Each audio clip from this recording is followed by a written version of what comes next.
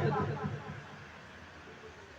اور جب آپ صلی اللہ علیہ وسلم مکہ سے ہجرت کر کے مدینہ تشریف لے گئے، وہاں بہت سے احکام نازل ہوئے، وہاں زکوٰۃ بھی فرض ہوا، وہاں روزہ بھی فرض ہوا، اور اللہ تعالیٰ نے روزے کو تیسرے درجے پر رکھا، اس لیے کہ نماز تو ہلکی عبادت ہے، زکوٰۃ اس سے ہلکی ہے،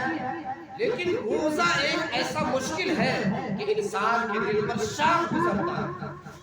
انسان کے دل پر بھاری گزرتا ہے، اس لیے اللہ تعالیٰ نے اس کو تیسرے درجے پر نازل فرمایا، اور یہ جو نازل ہوا شعبان المعظم کے مہینے میں سن 2 ہجری میں، اور اس سے پہلے جو یہ عاشورہ کا روزہ فرض تھا، اب رمضان المبارک کے روزے فرض ہونے کے بعد عاشورہ کی فرضیت منسوخ ہو گئی، عاشورہ کا روزہ اب فرضیت سے ختم، اب یہ فرض نہیں ہے، اب صرف اور صرف ایک مہینے کے رمضان المبارک کے مہینے فرض۔ اب اللہ تعالیٰ نے حکم لگا دیا کہ صرف تمہارے اوپر ایک مہینے کا روزہ فرض ہے، اب عاشورہ کا روزہ فرض نہیں ہے، اب اس کے علاوہ کوئی دوسرا روزہ فرض نہیں ہے، ہاں صرف ایک شکل ہے جس سے روزہ اگر کوئی شخص اپنے اوپر کسی دن کا روزہ نظر مان لے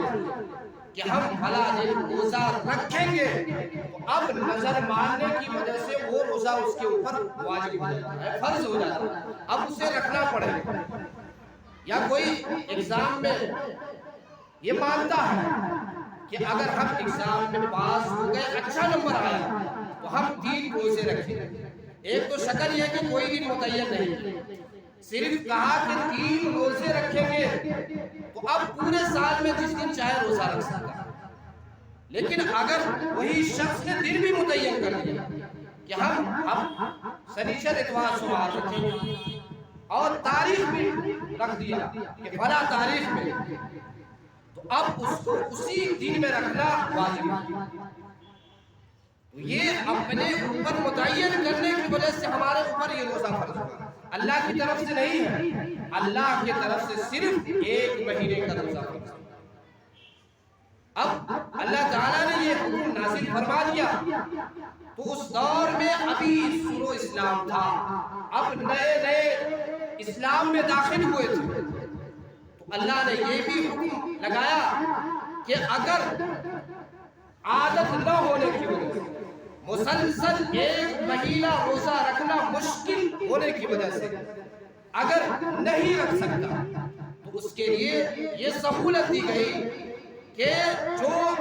صاحب استطاعت ہے، طاقت ہے، پھر بھی عادت نہ ہونے کی وجہ سے روزہ نہیں رکھتا، تو اس کے لیے شکل یہی ہے کہ وہ فدیہ ادا کرے، وہ فدیہ ادا کر دے، ایک روزے کے بدلے میں ایک دن ایک مسکین کو دونوں وقت ایک بڑ کھانا کھلانا، یا ایک سا گندم گیہوں دے دے، یا اس کی قیمت دے دے۔ اب اللہ تعالیٰ نے اپنے حکمت کاملہ اور بندے کی مصلحت کی وجہ سے اللہ تعالیٰ نے ہر چیز میں سہولت کا معاملہ کیا، اور یہی وجہ ہے کہ اللہ تعالیٰ نے نماز کے اندر بھی شروع اسلام میں بات چیز کرنا جائز تھا، اس لیے کہ اس وقت ابھی یہ حکم نازل ہوا تھا، اور ابھی یہ لوگ اسلام میں داخل ہوئے تھے، اس لیے ان کے دل پر مشکل گزرے گا، اس لیے اللہ تعالیٰ نے اس میں بھی سہولت کا معاملہ کیا۔ پہلے لوگ نماز کی حالت میں سلام بھی کرتے تھے، سلام کا جواب بھی دیتے تھے، آنے والا اپنے بغل والے سے پوچھ بھی لیتا تھا کہ کتنی رکعت ہو گئی، لیکن اللہ تعالیٰ نے جب سمجھا کہ ان کے قلوب اللہ کے نور سے، حضور صلی اللہ علیہ وسلم کی فرمان سے منور ہو چکا ہے، اب ان کے دل میں ایمان جم چکا ہے، اللہ تعالیٰ نے حکم دیا کہ اب نماز کی حالت میں بات کرنا جائز نہیں، اسی طرح اللہ تعالیٰ نے آگے چل کے یہ حکم لگایا کہ اب روزہ ہر شخص کو رکھنا پڑے گا. فمن شہد منکم الشہر فلیصم. اب جو شخص اس مہینے کو پائے اس کو چاہیے کہ روزہ ہی رکھے. اب یہ قطعی حکم لگ گیا. اب یہ جھوٹ نہیں ہے کہ ہم نہیں رکھ سکتے ہیں تو اب ہم فدیہ دے دیں، ایسا نہیں. اب اللہ نے حکم لگا دیا فمن شہد منکم الشہر فلیصم، کہ جو شخص یہ مہینہ پائے یعنی رمضان المبارک کا مہینہ پائے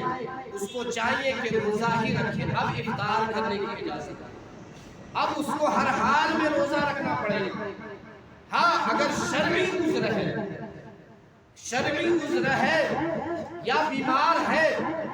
تو اس کے لیے اللہ تعالیٰ نے ابھی بھی چھوٹ دیا